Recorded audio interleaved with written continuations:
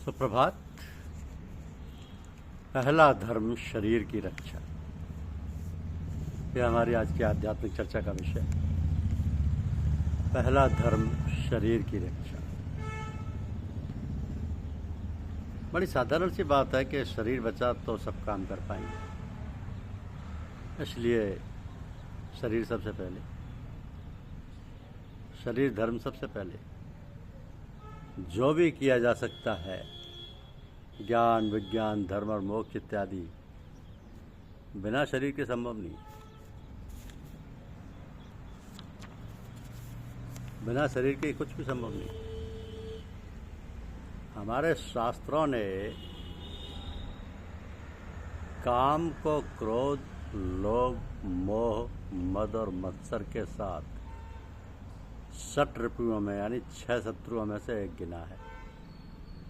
उससे दूर रहने की सलाह दी है। दूसरी ओर यही शास्त्र काम को अर्थ, धर्म एवं मोक्ष की श्रेणी में रखते, उसे 4 पुरुषार्थों में से एक बताते हुए उसे करने पर जोर देते। क्या ये दोनों विरोधी बातें नहीं? क्या ये संभव है कि हम काम को करें भी और उससे दूर भी रहें? फिर इस विषय काम पर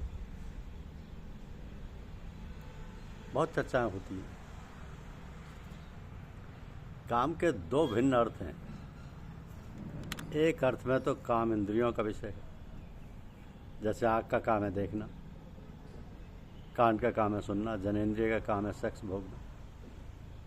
इंद्रियों के जो विषय हैं, इंद्रियां जो विषयों में बरतती हैं, उसे बरतने को काम कहा है।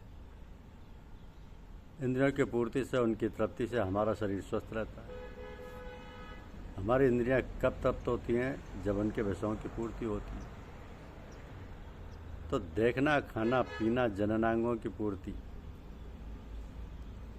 तो ये काम तो आवश्यक है। इसे तो पुरुषार्थ कहते हैं। ये काम तो करना है। जैसे भोजन है, वस्त्र है, निवास है, ये सब तो हमारी अब आवश्यकता है। इन्हें तो पूरा करना ही है। नहीं करेंगे तो न केवल कष्ट और पीड़ा होगी, जीवन जीना भी असंभव हो जाएगा। तो ये काम तो करना है। ये तो पुरुषार्थों में से एक है। पर दूसरा काम है जिसका अर्थ है कामना या इच्छा। इसे नहीं करना, इससे दूर रहना है, इसे शत्रु बताया गया है।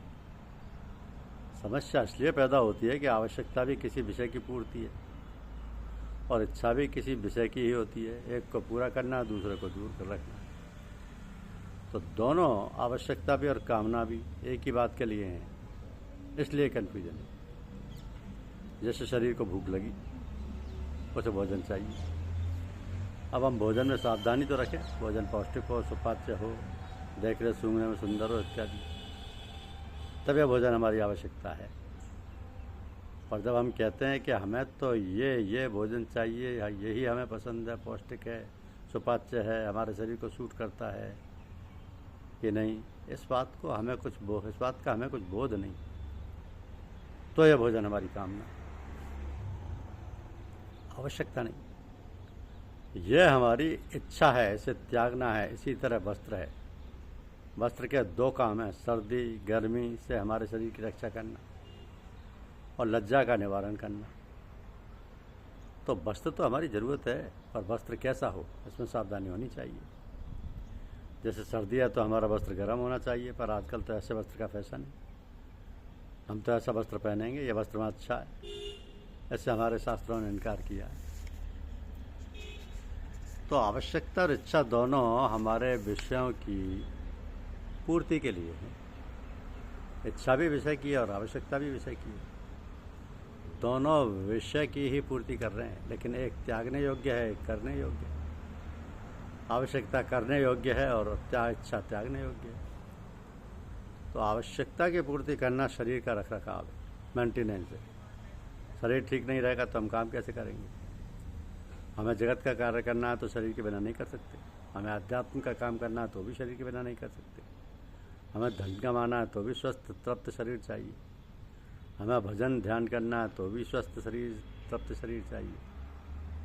तो शरीर की ज़रूरतों को पूरा करना तो हमारा धर्म है। अतः ज़रूरतों को पूरा करना ही है, तो हमारा शरीर के प्रति धर्म है, वो तो हमारा पुरुषार्थ है। हाँ, हमारे शास्त्रों ने, हमारे ऋषि मुनियों ने कामना को त्याज्य बताया है, क्योंकि कामना या इच्छा सर्वदा पीड़ा देने वाली है। कामना जब तक पूरी नहीं होती हमें संघर्ष में लगाए रखती है। कामना में बाधा पड़े तो क्रोध उत्पन्न होता है।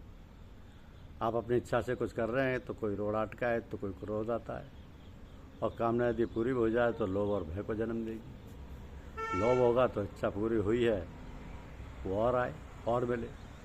भय भी पैदा होगा कि जो मिला है वो छिन ना जाए।